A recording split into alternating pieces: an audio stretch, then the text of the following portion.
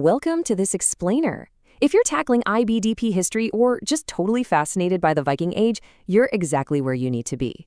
We're diving straight into a historiographical masterclass on what really pushed the Norse across the freezing, hostile North Atlantic.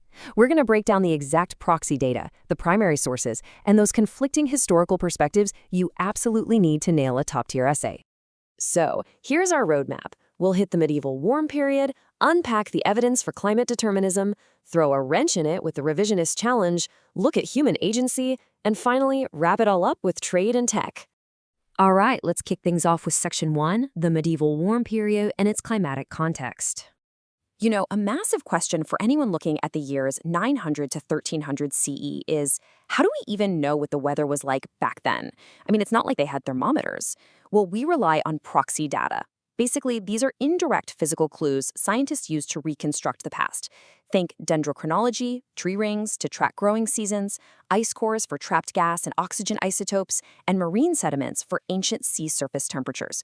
Getting a grip on this data is literally the foundation for everything we're about to discuss. And that leads us straight into the classic traditional thesis of this whole debate: climate determinism. Simply put, this is the historical view that good weather, specifically a warmer climate, was the absolute main catalyst. The argument is that the Norse needed this warm weather to successfully expand and survive out in the North Atlantic. Moving on to Section 2, evidence for climate determinism and how that traditional case is built. Okay, let's look at some numbers. Paleoclimatic analysis of marine sediment from the Sargasso Sea shows the North Atlantic was roughly 1 degree warmer than pre-industrial averages. Now, I know 1 degree doesn't sound like a big deal to us today, right? But historically, that's a real game changer. It critically minimized the thick, hazardous pack ice that usually choked up those western maritime channels. Let's see how the proxy evidence actually stacks up for this deterministic view. First, ice cores reveal a volcanic lull between 900 and 1250 CE.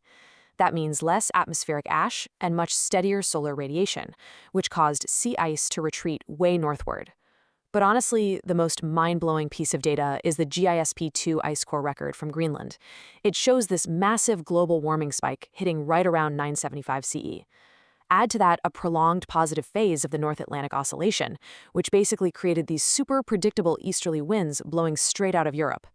So, taking all this together, especially that warming spike happening literally a decade before Eric the Red set sail in 985 CE, it really paints a picture of an ocean practically rolling out the red carpet for the Norse westward.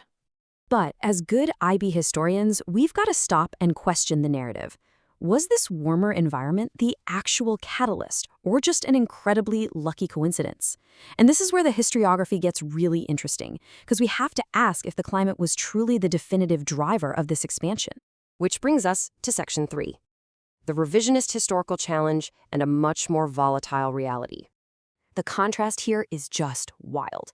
The traditional view kind of assumes this smooth, predictable warming that magically, permanently opened up the ocean. But modern research, it tells a completely different story. The climate was actually highly volatile. Instead of guaranteed safe passage, the environment only really offered these short, totally unpredictable windows of opportunity wrapped up in severe storms and irregular weather. This wasn't some casual cruise. It was incredibly perilous. Now, this 2015 cold Greenland revisionist data published by geoscientists absolutely blows the lid off the warm weather theory.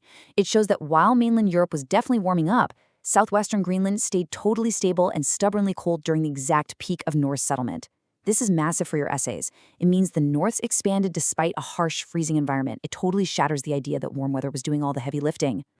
To really get a handle on this, we've got to look at the primary sources. Check out this explicit quote from the Saga of the Greenlanders about Eric the Red naming the island.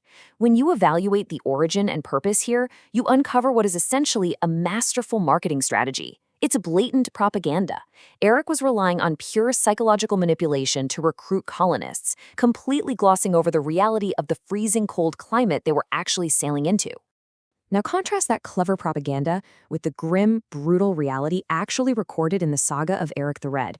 It tells the story of a wealthy farmer whose settler fleet was struck by massive summer gales and a raging fever out on the open sea. Half the crew died before they even saw land. This drives home a critical point. Exploration remained entirely lethal. Surviving the journey wasn't about cooperative weather. It relied on sheer human endurance. Let's head into Section 4, Human Agency and Push Factors, looking at those internal pressures. So, if good weather wasn't the main catalyst, what was? Well, we have to look at human agency and the intense internal pressures literally pushing people out of their homes.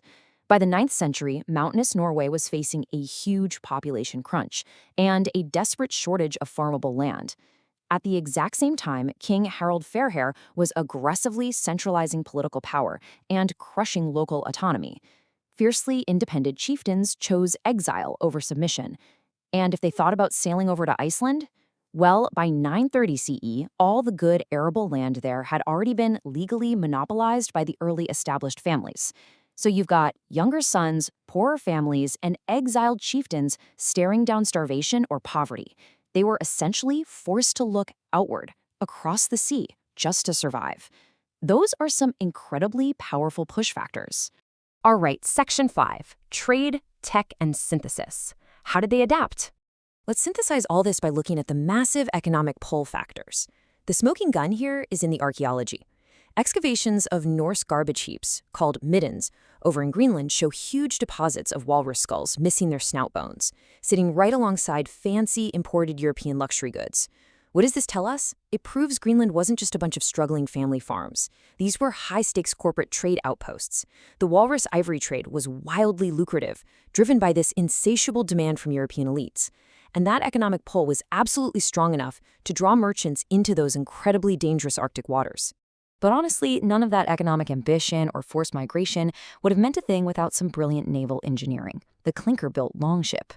Norse shipbuilders crafted these amazing, flexible, shallow draft hulls using overlapping oak planks secured by iron rivets. This design was genius. It allowed the ships to literally bend and flex safely over massive, violent ocean swells, and they could land straight onto shallow beaches without needing a sophisticated harbor. It was technology, human ingenuity, not just a lucky streak of weather, that truly enabled this expansion.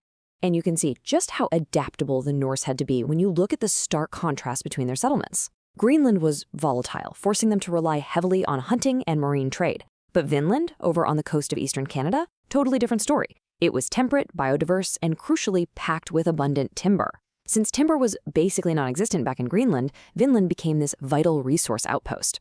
This just goes to show that the Norse expansion wasn't some uniform experience dictated by one climate trend. It was a highly complex movement that required massive human adaptability to totally different ecological realities. Which leaves us with a huge, provocative question to wrap up your studies. Was the Norse expansion really just the product of a warming climate? Or was it the ultimate triumph of human ingenuity, economic ambition, and raw endurance over a fiercely hostile environment? As you write your essays and evaluate these historiographical perspectives, you've really got to ask yourself, where does the true balance lie between environmental determinism and human agency? Thanks so much for joining me for this explainer, and definitely keep digging deep into the evidence.